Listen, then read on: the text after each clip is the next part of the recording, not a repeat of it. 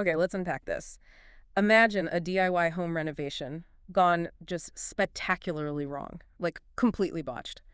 But now, put it right on the National Mall. Welcome to today's deep dive. Our mission today is to figure out the sudden 2026 Lincoln Memorial reflecting pool controversy. Yeah, it is a pretty wild one. It really is.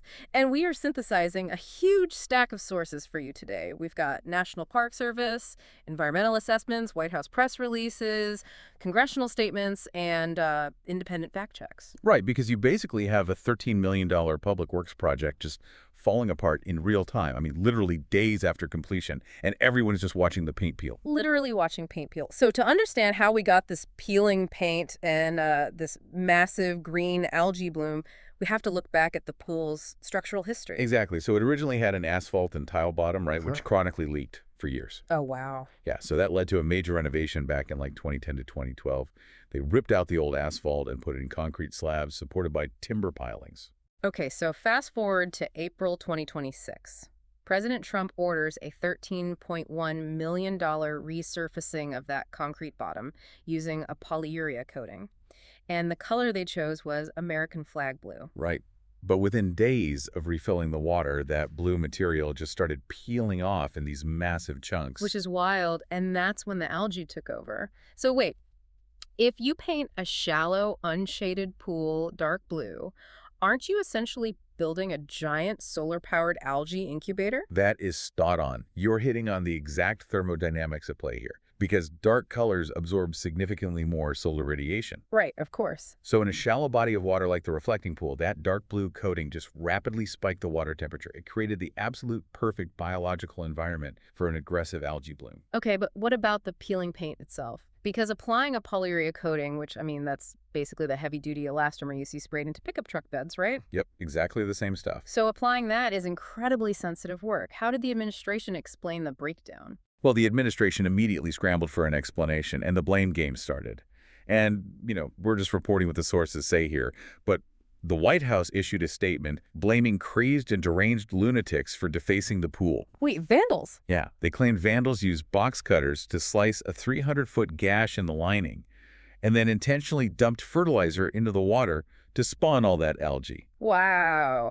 Here's where it gets really interesting, though, because looking through the fact checks, before the pool was refilled, the president's 20,000-pound limousine was driven directly over this freshly laid surface for an inspection. Right, which brings in some basic structural physics. Those concrete slabs and timber pilings from 2012 were engineered specifically to hold the evenly distributed weight of water. Not a tank-like limo. Exactly. Driving a concentrated 10-ton point load over that specific engineering can easily crack the concrete foundation beneath, and that instantly ruins the integrity of the new sealant. What's fascinating here is what the waterproofing experts actually say about polyurea lining. Right, because waterproofing experts point out that if there's even the slightest moisture in the ground during application, or if the curing times are rushed, it creates microscopic bubbles. So it just won't stick. Exactly. The elastomer physically cannot adhere to the concrete. That leads to exactly what we saw with massive chunks detaching and floating to the surface. But what about those vandalism claims? Did anyone actually get arrested? Police did make arrests at the pool, detaining several individuals for vandalism. Right, but looking closely at the police reports and the independent journalists reviewing the site, the details are pretty murky. One of the people arrested was an Olympic canoeist, right? Yeah, who told police he merely touched a piece of paint that was already peeling off, just out of curiosity. Fact-checkers actually found zero physical evidence to support the administration's claims of massive 350-foot knife gashes. Which obviously fueled an immediate counter-narrative from Congress. Representative Robert Garcia publicly dismissed the vandalism claims and pointed straight to the funding. He argued the failure was the inevitable result of $14 million in non-competitive, no-bid contracts. Right, awarded to Trump-linked companies. He called the entire project a waste of taxpayer dollars. And again, we aren't taking sides here. We're just laying out what both sides are arguing in the source material. Exactly. So on one side, you have claims of coordinated sabotage involving box cutters and fertilizer. On the other, accusations of crony capitalism and botched execution.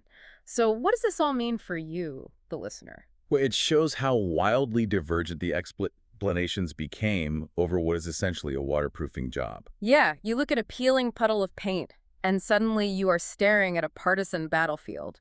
It shows how public infrastructure management instantly becomes polarized. It really does. Yeah. And it leaves us with something critical to ponder. The next time you visit a historic national monument, ask yourself how much of what you are seeing is true historical preservation and how much is just a canvas for today's political theater.